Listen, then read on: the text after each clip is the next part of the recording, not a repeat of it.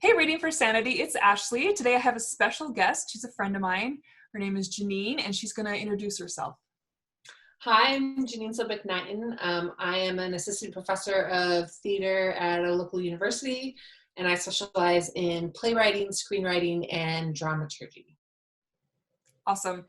She's also worked in the private sector, doing other plays and theater. So can you tell us briefly about that? Sure. I used to work at a large theater company in DC and have freelanced at a lot of theater companies around the country. I also work in the film industry as well. Awesome.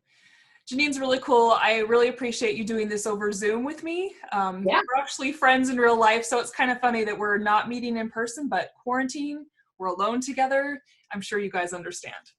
So tell us about plays as literature. Well, it's kind of really funny talking about plays as literature because on one hand, plays aren't meant to be read. They're always meant to be seen. They're meant to be produced. They're meant to be experienced.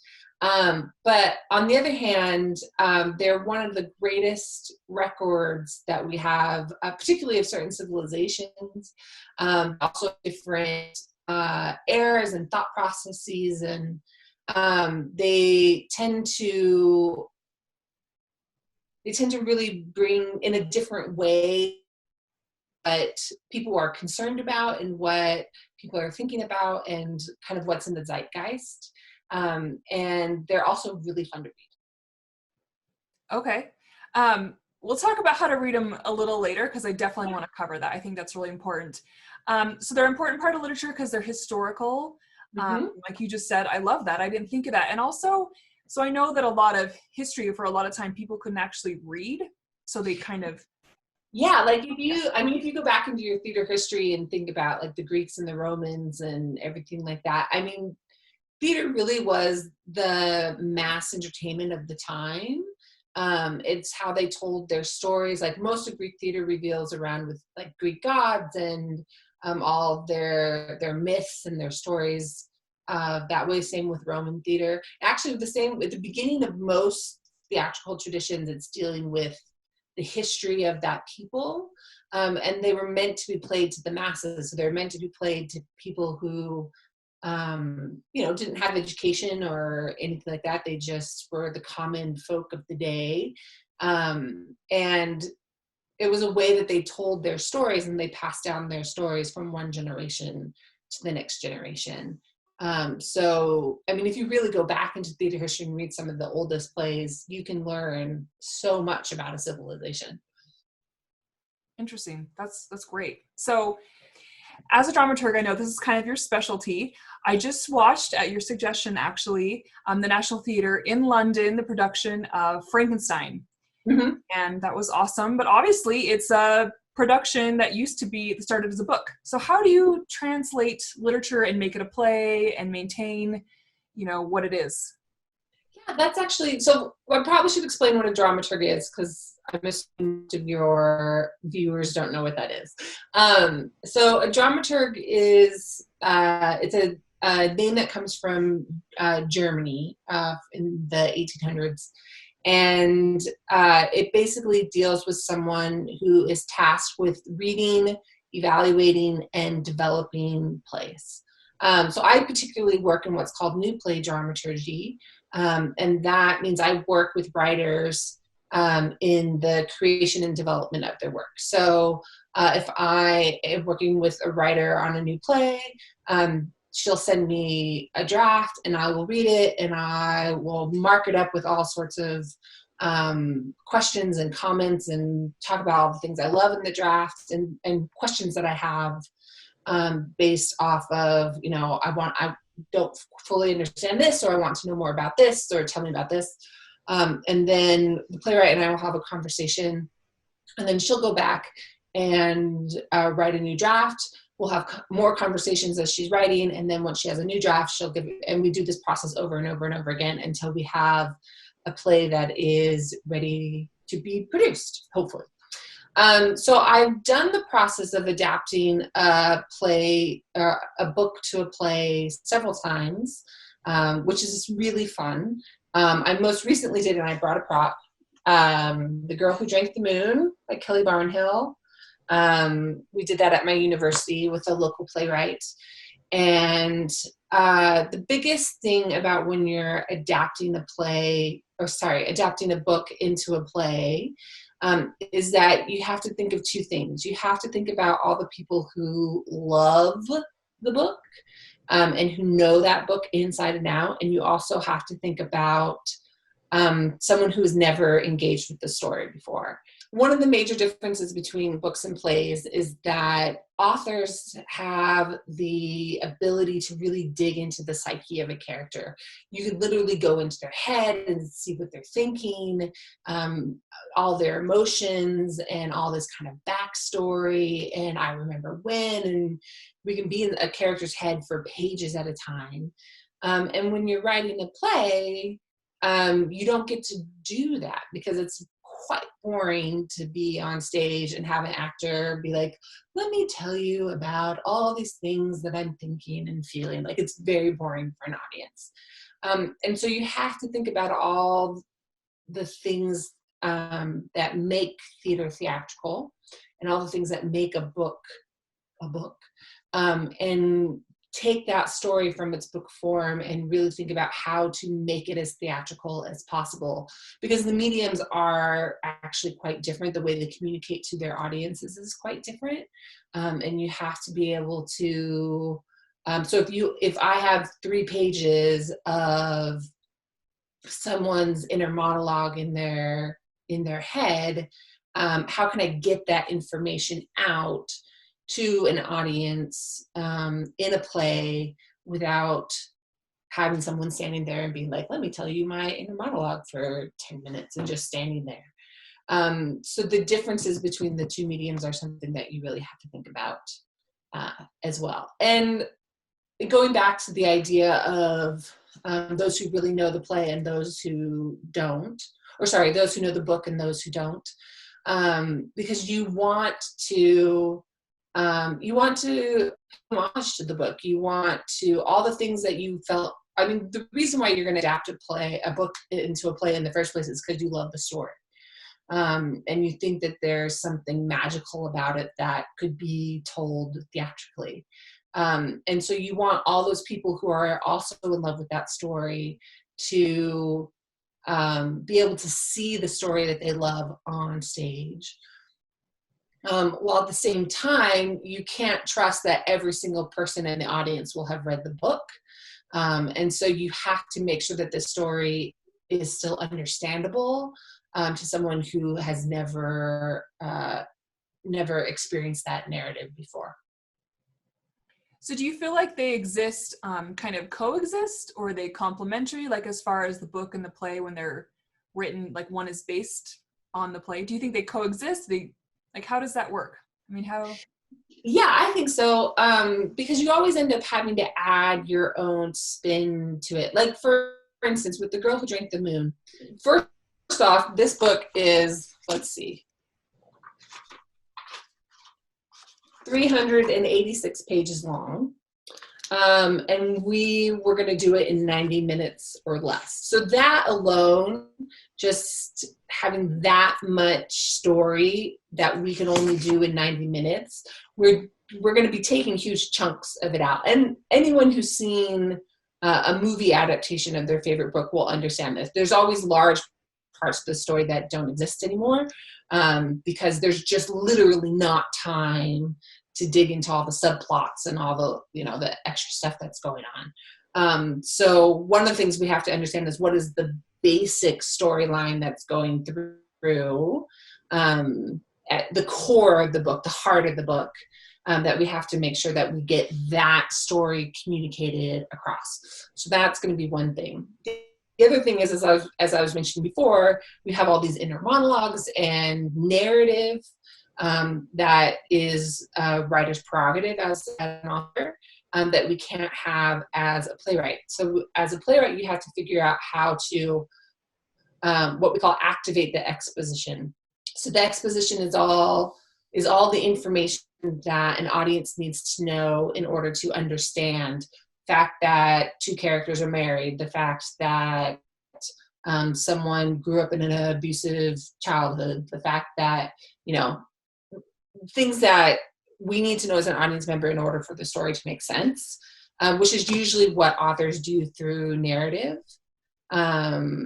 And so we have to find different ways, particularly through dialogue, ways where characters are going to be talking to each other, where we can get that information that's so vital out. So sometimes you have to create scenes between two characters or make up another character.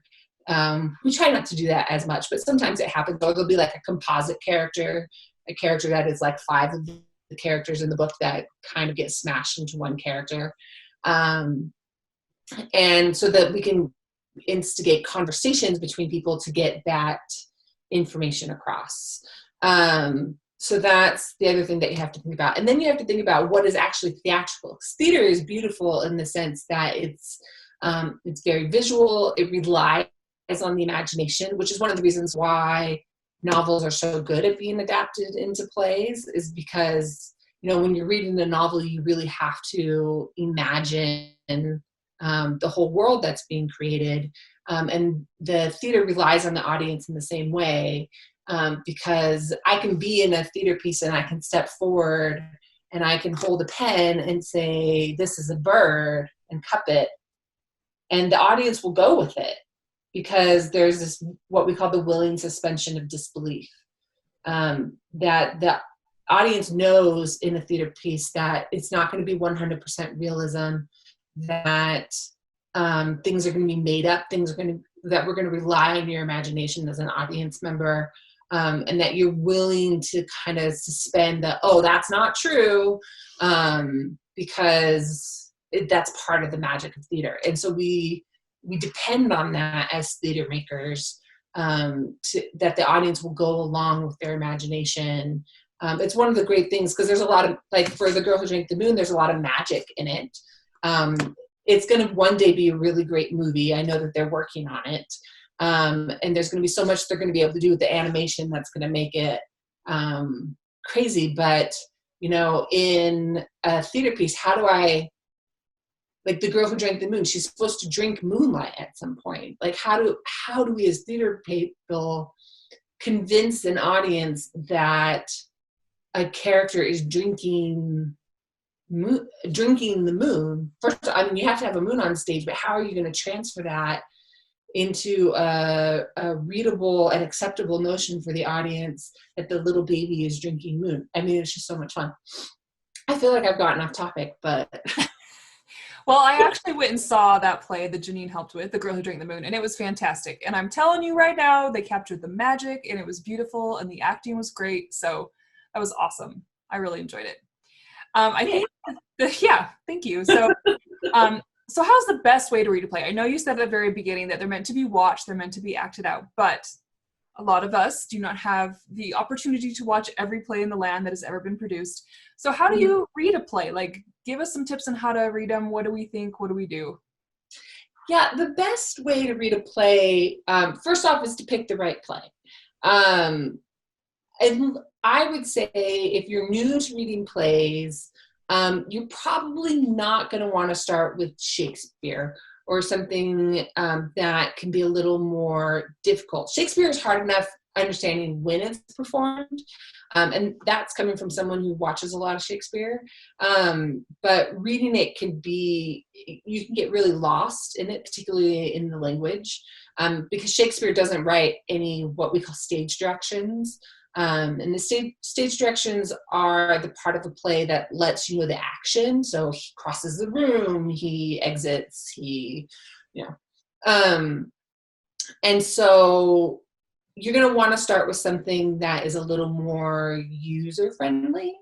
You can go as user-friendly as reading the final part of Harry Potter with Harry Potter and the Cursed Child, which is a play.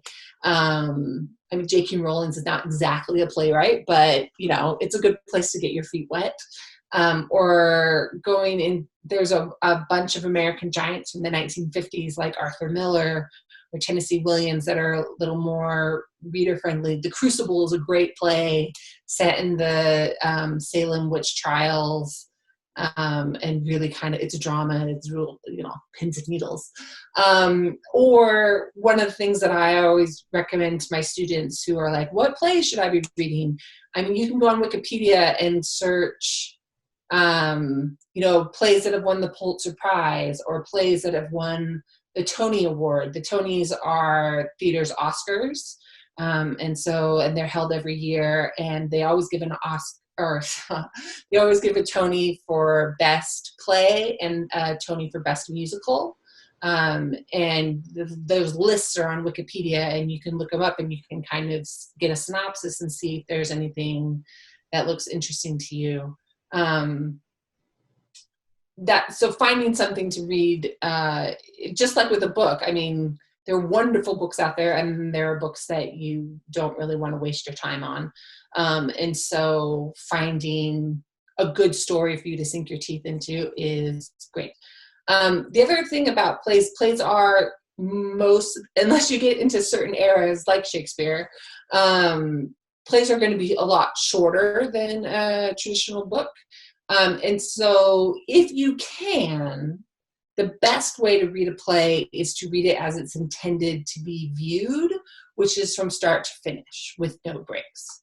Now that can obviously be hard for some people. I usually have to lock myself in my office at school and put a do not disturb sign up. If you can't do that, then take the breaks at the natural breaking places. So like if there's an act break where an intermission would normally be, like normally as an audience member, you would get up and take a break anyway. And so that's a good place if you need to pause.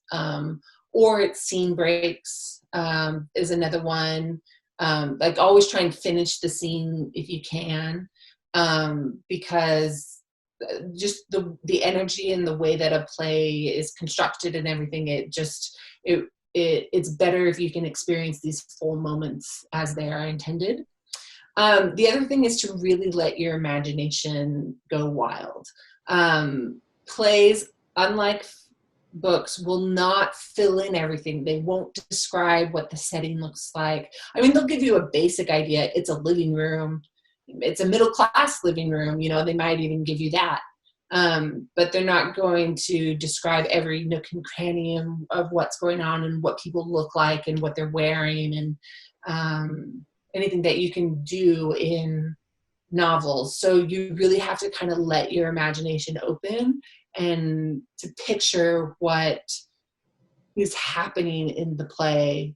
And always read the stage directions. Again, those are the parts in between the dialogue that says, he enters, he exits, he stands, he moves across the room. But again, those good playwrights will use those sparingly. And so allow it to just kind of kick off what the rest of the scene looks like. Don't let it be limited, because good playwrights will trust actors and directors. And so they'll only put stage directions that are absolutely necessary for the understanding of the story. And they won't put in anything else, because they're going to trust that in the rehearsal room, the actors are going to figure out when to stand, when to sit down, when to touch each other, and so that sort of stuff won't be in a play. And so you have to kind of put in that movie in your mind and really kind of visualize what's going to happen. So it sounds to me like practice. That you might want to your first one might be kind of rough, right? Yeah. Am I right here? So you start with something that seems interesting and more accessible. Don't start with obscure Shakespeare. Yes. We're starting with something accessible, and then I'm sure it gets easier, right? As time goes on. Yeah, it does. It gets much easier. The more plays you read, and you'll find specific playwrights that you really love. Like one of the playwrights I really love is Mary Zimmerman. She's a professor out of, where is she out of? Northwestern, I believe. And she won Tony Award for her play Metamorphoses. And what she does is she has several plays that she devises with a company that are based off of old text. So she has Metamorphoses, she has Arabian Nights, she has Argonautica, which is Jason and the Argonauts. And she writes in a way that's very accessible. So she modernizes them, and they're hilarious, and they're very evocative in their visual imagery. And so I recommend her. She would be a good one to start with. But once you find a playwright that speaks to you in that way, just like with the author, you want to read more of their plays. The hardest part always is finding plays. Your library will always have a play section. Your local bookstore will have a play section, but they are usually tiny. They usually are of a lot of Shakespeare in them. And so sometimes you have to branch out farther. Amazon is a great, Amazon has so many plays. So you can find pretty much anything you're looking for as long as it's been published. So I love this. You're so interesting. Of course, like you and I talk a lot. I feel bad that reading for Sanity people don't get to hear you longer, but as a last thing, do you have anything you want to tell us, or any wisdom, or like as a professor, tell us, what do we need? What do we need to do or know? I would say that if you are a lover of books, then give a play a shot. Give reading a play a shot. Because as a reader, you're trained to appreciate story. You're trained to appreciate really good characters and really interesting narrative. And you will find those things in plays. You will just find them in a different way. And it might be a little awkward at first. My husband actually, who's a huge Harry Potter fan, read The Cursed Child and was like, it's weird because J.K. Rowling writes so much in her books. And so to have that kind of pared down version of it was really strange for him. But he could also, he knew so much about that world already that he could really kind of fill it in. And with that practice, you'll be able to create these amazing worlds in your head that I think you can do even more so than with books, because it actually asks more of you and your imagination. And so you can really create something that is a lot of fun to spend some time in. Okay. All right. That's our quarantine goal, everybody. We're all going to read a play. We'll report back to Miss Janine, and maybe, maybe she'll be proud of what we've done. But I'll be very proud. Yeah. But thank you so much. And thanks for meeting me. And I hope to see you in person soon. I hope so too. We'll see you later. Okay. Bye. Bye.